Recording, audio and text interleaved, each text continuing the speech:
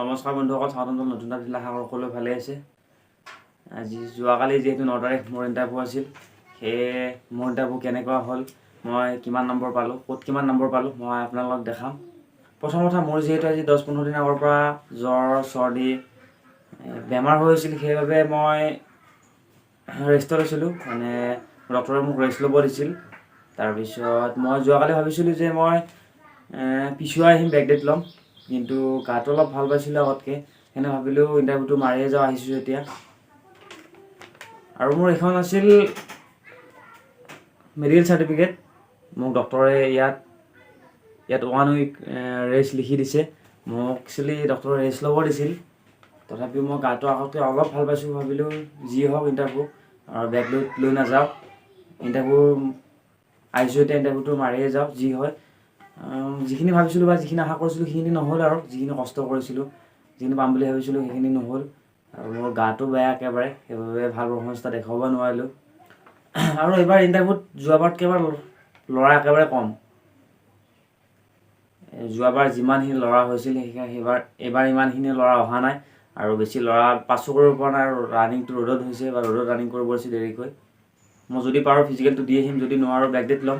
তাৰপিছত আৰু লগৰবোৰে কৈছে যে যেতিয়া অলপ ভাল পাইছ ইণ্টাৰভিউটো দিয়ে আহ, পিছত বা কি হয়, পিছত বেকডেট লোৱাৰ পিছত কি পৰিস্থিতি হয়, পিছত কি হয়, সেইটো তেতিয়ালৈ ৰখি থাকিব নালাগে। হয়তো এতিয়া ভাল পাইছোঁ, অলপ পিছত আৰু বেছি গা বেয়া হ'ব পাৰে।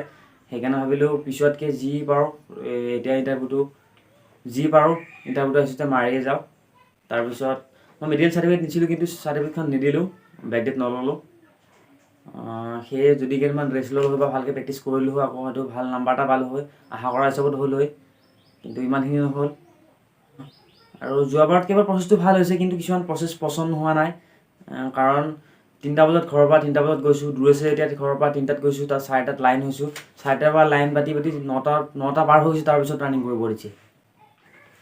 3টা বজাৰ পৰা লাইন পাতি এজন ল'ৰাক যদি 9টা বজাত ৰানিং কৰিব দিয়ে, মোৰ নহয় প্ৰত্যেকজন ল'ৰা এনেকুৱা হৈছে, দেহা দুৰ্বল হৈ গৈছে, এনাৰ্জি নোহোৱা হৈ গৈছে। সেইকাৰণে আশা কৰোঁ প্ৰচেছটো অকণমান ফাষ্ট হওক। আগতকৈ কিমান ফাষ্ট কৰিছে নাজানো, কিন্তু প্ৰচেছটো ভাল হৈছে আগতকৈ। যোৱাবাৰতকৈ প্ৰচেছটো ভাল হৈছে, কিন্তু বেছি আমাৰ মাণ্ডাকাটাত শ্ল' হৈছে, প্ৰচেছটো লেজি হৈছে মাণ্ডাকাটাত।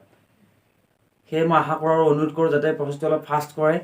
মোৰ ফালৰ পৰা এইটো অনুৰোধ ছাৰসকলক, যাতে প্ৰচেছটো অলপ ফাষ্ট কৰে। কাৰণ ল'ৰাজনে যে 2টা বজাৰ পৰা একচুৱেলি ডিফেন্স লাইনত হওক, অসম পুলিচ লাইনত হওক, এইবোৰত কষ্ট কৰিব লাগিব, কষ্ট হ'ব, কিন্তু অলপ বেছি ফাষ্ট কৰিলে বেছি লেট হৈ যেন পাইছোঁ। কাৰণ ল'ৰাজনে 3টা বজাৰ পৰা লাইনত থাকি যদি 9টা-10টা বজাই দিয়ে ৰানিঙত, তেতিয়াহ'লে সকলোৱে দুৰ্বল হ'বই। আৰু একচুৱেলি কি হৈছে, কোনোবা পাছ কৰিব লগা ল'ৰাজনো ফেইল কৰি আহিছে। কোনোবা যদি ফিল্ডত 13.5 মিনিটত প্ৰেক্টিচ কৰিছিল, তেওঁ তাত 14 মিনিট পাৰ হৈ গৈছে, কাৰণ দিনটো ৰখিছে তাত। সেনেকৈ দিনটো ৰখিয়ে তাৰপিছত দেহা দুৰ্বল, এনাৰ্জি নোহোৱা হৈছে, সেইকাৰণে বহুত ল'ৰা ফেইল কৰিছে।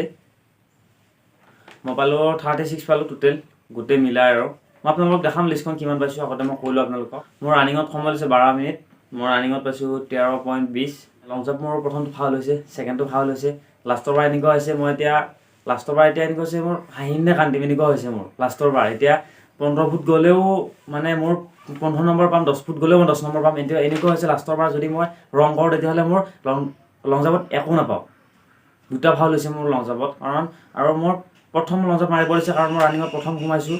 9 তাৰিখৰ মাণ্ডাকাটাত যোৱাকালি প্ৰথম গ্ৰুপত ৰাতিপুৱা প্ৰথম মই সোমাইছোঁ ৰানিঙত, সেইকাৰণে প্ৰথম মোকে মাৰিব দিছে লং জাম্প। সেইকাৰণে কেনেকৈ মাৰিম, কেনেকৈ ষ্টেপ মিলাম, অলপ প্ৰব্লেম হৈছে, সেইকাৰণে ভাল নহ'ল বেছি। লাষ্টৰ বাৰ গৈছোঁ মোৰ 487.57। মই লং জাম্পত পালোঁ 18.0 লং জাম্পত পালোঁ মই 18.76। তাৰপিছত মোৰ কম্পিউটাৰ ডিপ্ল'মা পাইছোঁ 1 ইয়াৰ, তাত 2 নম্বৰ পাইছোঁ, 2 মাৰ্ক। তাৰপিছত হাই ছেকেণ্ডেৰীত আছিল 2nd ডিভিজন, তাত 2 মাৰ্ক পাইছোঁ। টোটেল মোৰ হৈছে 35.96। 36 ধৰক, আৰু 0.4 কম হৈছে। যিখিনি কষ্ট কৰিছিলোঁ মই ফিল্ডত, সেইখিনি নহ'ল। আৰু এনেকুৱা হৈছে ৰানিঙত, আমি যেতিয়া গ্ৰাউণ্ডত 11.5 মিনিট ক্লিয়াৰ কৰোঁ, বা 11 মিনিট 40 ছেকেণ্ডত ক্লিয়াৰ কৰোঁ, কিন্তু তাত সেনেকুৱা নহয়। কাৰণ আমাৰ ইয়াত 5জন বা 6জন ল'ৰা ৰানিং কৰোঁ, আমি ট্ৰেকত ৰানিং কৰোঁ, আমি ৰছীৰ কাণে বা খুটাৰ কাণে আমি ৰানিং কৰোঁ। কিন্তু তাত এনেকুৱা হৈছে, য'ত 2-3জন ল'ৰা একেলগতে যেতিয়া ক্ৰছ কৰিবলৈ, তেতিয়া সময় আমাৰ যেতিয়া 2-3জন ল'ৰা একেলগতে আমি ক্ৰছ কৰিবলৈ তেতিয়া বহুত দূৰেৰে যাব লাগে। আৰু পিকচন এনেকুৱা এটা ছাইডত বালা দিয়া নাই, এটা ছাইডত বালা দিছে। বালা দিয়া ফালে মানে ক্ৰছ কৰিবলৈ টান হৈছে, কাৰণ বালাত বহুত দূৰৰ ফালে অকণ প্ৰব্লেম হৈছে ক্ৰছ কৰিবলৈ। সেইকাৰণে কথা, যিফালে বালা দিয়া নাই সেইফালে শিল আছে, বহুত মানে সৰু সৰু শিল আছে। তাত ভৰি এতিয়াও ভালকৈ খোজকাঢ়িব পৰা নাই মই। মোৰ বুলি নহয় নেকি, প্ৰায় যিখিনি ল'ৰা ৰানিং কৰিছে প্ৰায়খিনি সকলোৰে হৈছে ভৰিত, কাৰোবাৰ ফুটি গৈছে, কাৰোবাৰ তেজ ওলাইছে। আৰু যিসকলে ইণ্টাৰভিউ গ'ল তেওঁলোকে গম পাইছে কেনেকুৱা প্ৰচেছ হৈছে তাত, কেনেকুৱা কি অসুবিধাৰ সন্মুখীন হৈছে, কেনেকুৱা প্ৰব্লেম হৈছে। আৰু যিসকলে আৰু লং জাম্পত প্ৰথম কম যোৱা কাৰণটো হৈছে আমি ফিল্ডত আমি 60-70 মিটাৰলৈ আমি ৰানিং কৰি আহি আমি লং জাম্প মাৰিছিলোঁ। তাৰপিছত তাত এনেকুৱা হৈছে, তাত 20 মিটাৰমান দিছে, 18-20 মিটাৰমান দিছে তাত। সেইকাৰণে কম ৰানিং কৰাৰ কাৰণে বহুত ল'ৰা ভালকৈ পাছ কৰিব পৰা নাই। আৰু ছেকেণ্ড পইণ্ট হৈছে কি, মাটিখিনি লং জাম্প মৰা, যিখিনি লং জাম্পৰ ৰানিং কৰা স্পেচ যিখিনি ঠাই, সেইখিনি আমাৰ ওখ চাপৰ মান্দাকাটাত। যিসকলে লং জাম্প মাৰিছে তেওঁলোকে গম পাইছে কেনেকুৱা। লং জাম্পত মই নকওঁ যে লং জাম্প বেয়া বুলি ফিল্ডখন বা ৰানিঙৰ পিকখন বেয়া বুলি মই নকওঁ, কিন্তু যিসকলে ৰানিং কৰিছে, ৰানিঙতো ভাল নাম্বাৰ আনিছে, লং জাম্পতো এক্সিলেণ্ট মাৰিছে, কিন্তু কম সংখ্যকৰ একেবাৰে। মই আপোনালোকক দেখাইছোঁ ৰানিং শ্লিপখন, মই কিমান নাম্বাৰ পালোঁ। এখন মোৰ কংকন দাস, মোৰ ৰানিং পাছ কৰা শ্লিপ হয় এখন। তাৰপিছত মোৰ এইটো 6 নাম্বাৰ হয়, এইটো নৰ্মেল, এইটো ফুল হোৱাৰ পিছত কোৱালিফাই। তাৰপিছত মোৰ এইটো ৰানিং টাইম লৈছে 12 মিনিট টাইম। 12 মিনিটত মই নাম্বাৰ পাইছোঁ 13.20 নম্বৰ, 13.20 পাইছোঁ মোৰ ৰানিঙত। তাৰপিছত এইটো লং জাম্পত মোৰ প্ৰথমটো মোৰ ফাউল হৈছে, ছেকেণ্ডটো মই পৰি গ'লোঁ, মানে পিছফালে মই ভৰিখন এখোজ পিছুৱাই অহাৰ কাৰণে মোক এইটো নম্বৰ কম আহি গ'ল। তাৰপিছত 3 নম্বৰ বাৰত মোৰ 487 পালোঁ, 487.57 হয়, এইটো হাইষ্ট হয় এইটোৱে।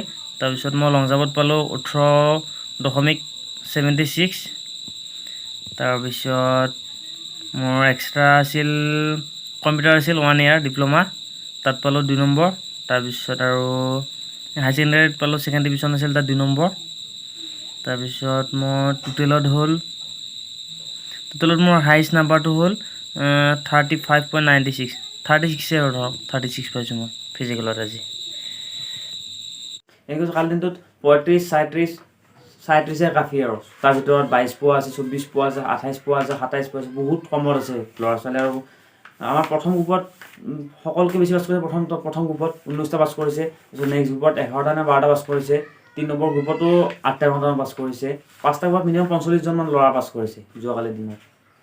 আৰু মই সেইকাৰণে মোৰ ফালৰ পৰা এটাই অনুৰোধ, যিসকল ল'ৰা ছোৱালীয়ে লং জাম্পত বেছি লং ডিষ্টেঞ্চলৈ ৰানিং কৰি প্ৰেক্টিছ কৰি আছে, তেওঁলোকক মই এটাই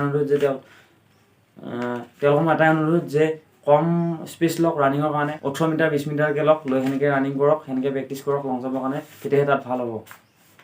আৰু এইখিনি কষ্ট কৰক, ভালকৈ ইণ্টাৰভিউ দিয়ক, আশা কৰোঁ সকলোৱে ভাল হওক।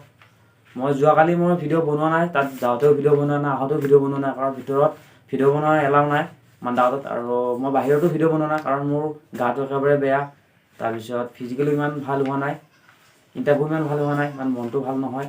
সেয়ে যোৱাকালি অহাৰ পৰা শুয়ে আছোঁ, মূৰৰ বিষ। সেই ভিডিঅ' এটা এতিয়া বনালোঁ, আশা কৰোঁ সকলোৱে ভাল হওক। আৰু যিসকলে পাছ কৰিছে তেওঁলোকে ভালকৈ পঢ়ি থাকক, সেইটোৰ কাৰণে ভালকৈ প্ৰিপাৰেশ্যন কৰক। কাৰণ এইটো কথা নহয় যে কোনোবাই 37 পাইছে, কোনোবাই 38 পাইছে, তেওঁলোকৰে চাকৰি হ'ব, সেনেকুৱা কোনো কথা নাই। এডমিট আহিলে কোনোবা 28 পাই চাকৰি হ'ব পাৰে, কোনোবা 26 পাই চাকৰি হ'ব পাৰে। ভালকৈ প্ৰিপাৰেশ্যন কৰক। আৰু যিসকলে ইণ্টাৰভিউ হোৱা নাই হ'ব, তেওঁলোকে ভালকৈ প্ৰেক্টিছ কৰক, ভাল নাম্বাৰ এটা আনক, মই আশা কৰোঁ। জয় হিন্দ।